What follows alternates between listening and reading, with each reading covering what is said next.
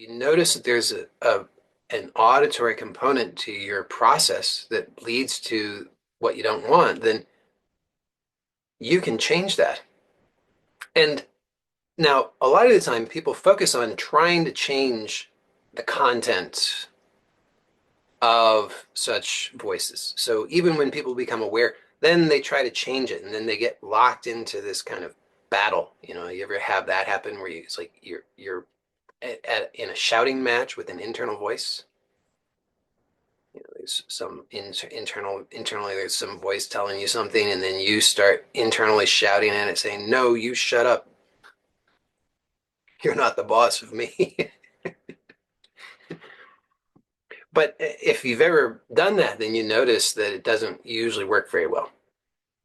It's like mud wrestling with a pig. And if you don't understand that reference, then just think about it. If you're mud wrestling with a pig, eventually you're going to find out the pig likes it, right? So if you're getting into arguments with internal voices, you'll probably eventually come to realize that you're really just empowering that voice. So if that voice is part of a process that leads you to what you don't want and you get into an argument with it, then you're actually just reinforcing the process that leads to what you don't want. Again, something I know all too well because I did that for years. I had so many problems, so many problems. And I got so frustrated and angry,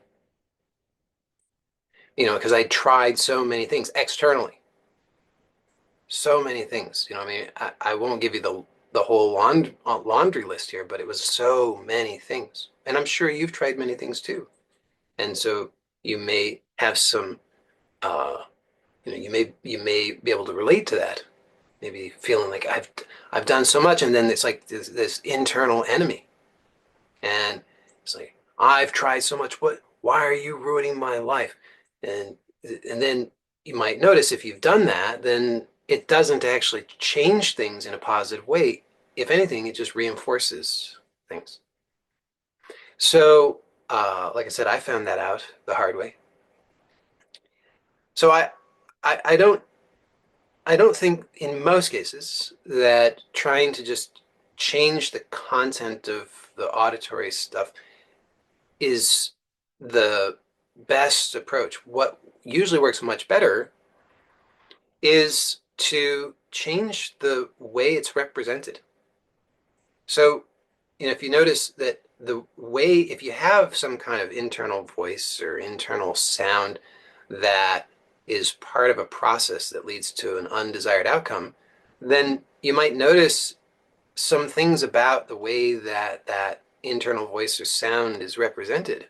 Like you might notice it has a location, and you might notice that it has a tonality to it. You might notice it has a volume to it.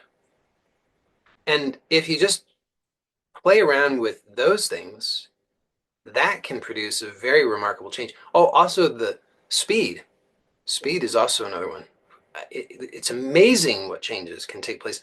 So if you just have some kind of uh, voice or sound that is part of an internal process that leads to an unwanted outcome, and you just change the speed of it, that alone can completely change things. So you could try that out. So you could take whatever. So if there's like some internal voice that says something to you that is part of a process that's problematic for you, you could just take that and then consciously repeat it, but slow it way down. So that much, so much like I just did. So slow it way down. When you put that much space between the words, you'll notice something really remarkable happens.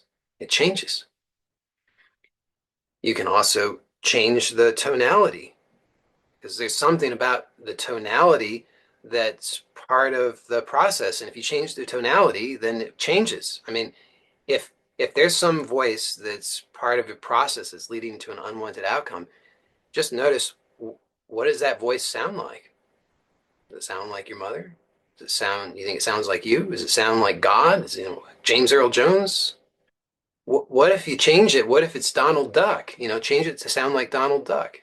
Guaranteed it will change the process because the process depends upon the structure remaining the same. And if you change it sufficiently, then the whole process changes.